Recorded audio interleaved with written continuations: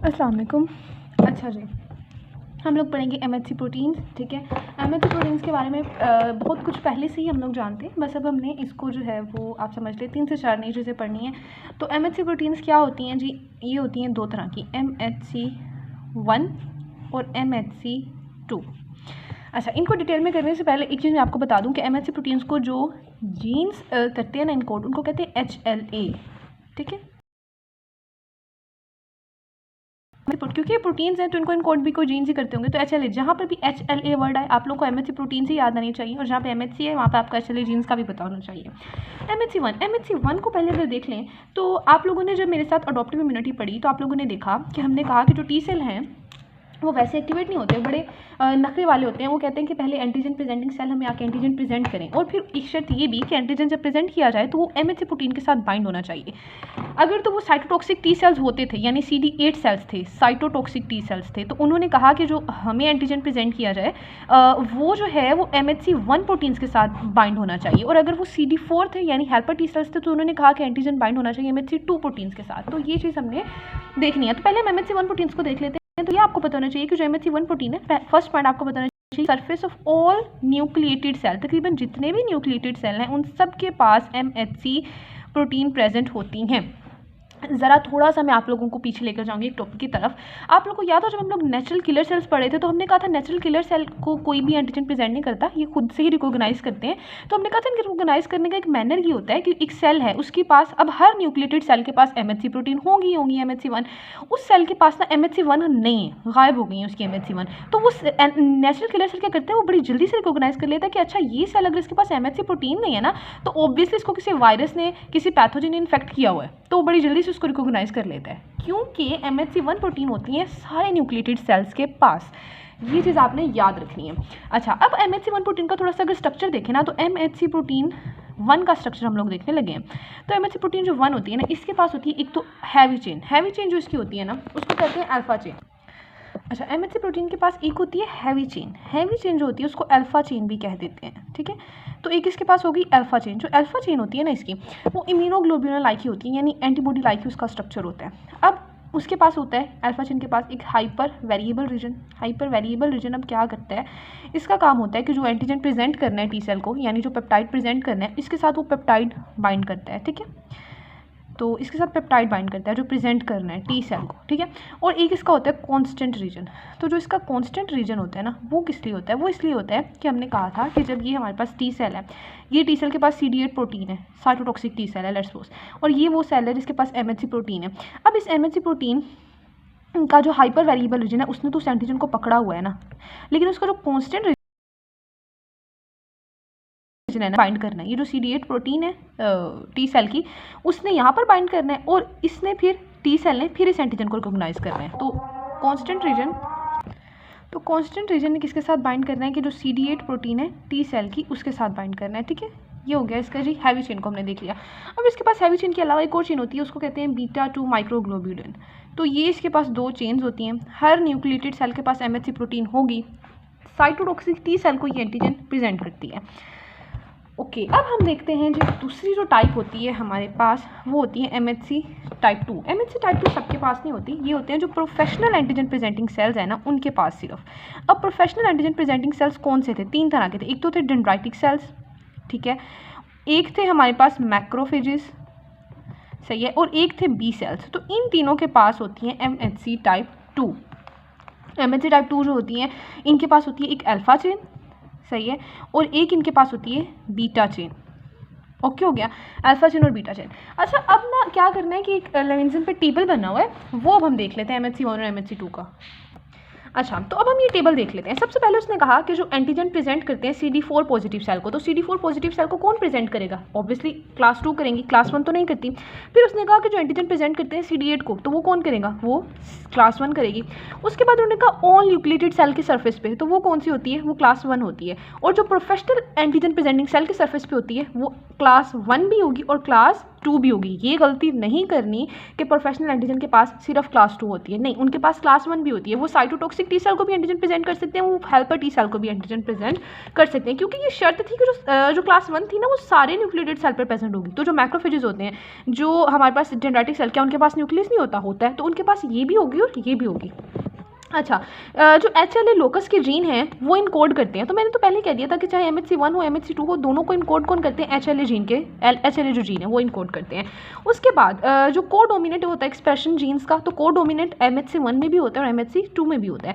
Multiple alleles दोनों के ही होते हैं। उसके बाद उसने कहा compose of 2 peptide encoded in HLA locus. ये चीज़ मैं बताना भूल गई, मैं यहाँ पे बता देती हूँ कि जो MHC1 थी ना, मैंने कहा था MHC1 के पास मैंने कहा था एक हैवी चेन होती है अल्फा चेन और एक इसके पास होती है बीटा 2 माइक्रोग्लोबुलिन। तो जो इसकी अल्फा चेन होती है ना, सिर्फ वो होती है जो HLA जीन से इनकोडेड होती है, ठीक है। तो इसकी माइक्रोग्लोबुलिन नहीं इनकोड होती। लेकिन जो इसके पास MHC2 था, उसके पास मैंने कहा था एक अल्फा चेन थी, एक बीटा चेन थी, तो उसकी दोनों की दोनों चेन्स जो थी वो HLA जीन से इनकोडेड थी। तो यहाँ पर वो बता रहा है कि जो 2 पेप्टाइड हैं दोनों ही HLA जीन से इनकोडेड है, वो MHC2 के हैं, यानी एक अल्फा चेन और एक बीटा चेन। लेकिन MHC1 के पास 2 नहीं है, उसके पास एक ही है। नीचे वो बता रहा है कि एक पेप्टाइड है जिसका HLA जीन से इनकोडेड, तो वो कौन है? वो MHC1 है, और दूसरा उसके पास बीटा 2 माइक्रोग्लोबुलिन होती है। तो वही सारी बातें जो मैंने आपको बता दी हैं, आप ये अगर टेबल कर लें तो आपका ये क्लियर हो जाता है। अच्छा, नेक्स्ट इस चैप्टर में एक टॉपिक हमने और करना है। एक तो MHC प्रोटीन्स वाला करना था, एक हमने ट्रांसप्लांट रिजेक्शन वाला करना है। ये 2 टॉपिक्स इसमें इंपॉर्टेंट है। अच्छा, ट्रांसप्लांटेशन क्या होती है कि किसी का कोई जो है वो ऑर्गन है, कोई विसरा है, वो हम ट्रांसप्लांट कर दें किसी और जो है वो आप समझ लें ऑर्गेनिज्म से, हम वो विसरा लेकर उसको दे दें, तो उसको ट्रांसप्लांटेशन कहते हैं। ट्रांसप्लांट रिजेक्शन की डेफिनेशन आपको आनी चाहिए। ट्रांसप्लांट रिजेक्शन की डेफिनेशन इंपॉर्टेंट है। ट्रांसप्लांट रिजेक्शन क्या होता है? ट्रांसप्लांट रिजेक्शन होता है कि आपने डोनर एक विसरा या डोनर एक जो है वो ऑर्गन रेसिपिएंट बॉडी में रखा, रेसिपिएंट को दिया, और अब रेसिपिएंट की जो बॉडी थी वो इम्यून रिएक्शन शो करे उस विसरा के अगेंस्ट जो आपने ट्रांसप्लांट किया, तो इसको कहते हैं ट्रांसप्लांट रिजेक्शन। वो इम्यून रिएक्शन शो करे अगेंस्ट जो है वो टी सेल एक्टिवेट हो जाए, तो फिर वो इसका मतलब है विसरा रिजेक्ट हो गया, ठीक है। तो इसको कहते हैं ट्रांसप्लांट रिजेक्शन। अब ना कुछ टाइप्स होती हैं ट्रांसप्लांट करने की, कुछ टाइप होती हैं। एक तो होता है ऑटोग्राफ्ट, ठीक है।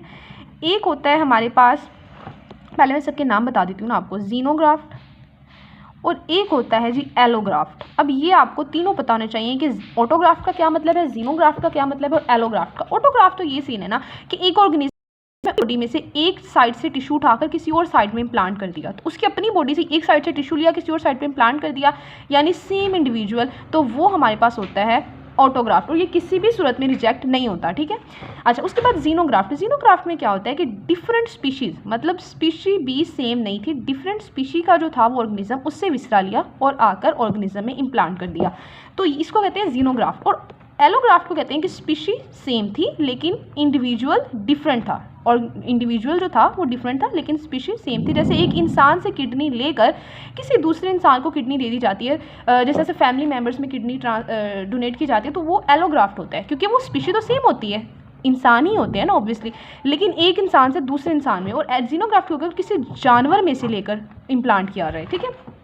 अब देख लेते हैं कि हमने जो मेनली रिजेक्शन पढ़नी है वो हमने एलोग्राफ्ट की पढ़नी है, क्योंकि एलोग्राफ्ट सबसे कॉमन है ना, एक इंसान से विसरा लेकर दूसरे में डाला जाता है। तो एलोग्राफ्ट की अगर रिजेक्शन होगी वो कितनी तरह की होगी और वो कैसे होगी, ये हमने डिटेल में पढ़ना है आज, ठीक है। एलोग्राफ्ट रिजेक्शन, ये पेपर में क्वेश्चन आ सकता है, आप लोगों ने गौर से समझना है। एलोग्राफ्ट जो रिजेक्शन होती है ना, उसमें क्या होगा, पहले तो आपने डेफिनेशन लिख देनी है कि ये इसलिए होती है क्योंकि जो HLA जीन्स होते हैं ना वो मिसमैच हो जाते हैं। HLA जीन यानी जो MHC प्रोटीन को इनकोड कर रहे थे, MHC प्रोटीन तो हर न्यूक्लियोटाइड सेल के पास थी ना, तो अगर किसी के HLA जीन ही मिसमैच कर गए तो वो विसरा तो वहाँ पे सेट ही नहीं बैठ सकता। तो HLA जीन मिसमैच की वजह से जो विसरा आपने इंजेक्ट किया है, जो विसरा आपने इम्प्लांट किया है, उसके अगेंस्ट अगर इम्यून रिएक्शन शो होना शुरू हो जाए तो उसको कहते हैं एलोग्राफ्ट रिजेक्शन। अब इसकी फर्दर कुछ टाइप्स होती हैं, वो टाइप्स हमने देखनी है। एक इसकी टाइप होती है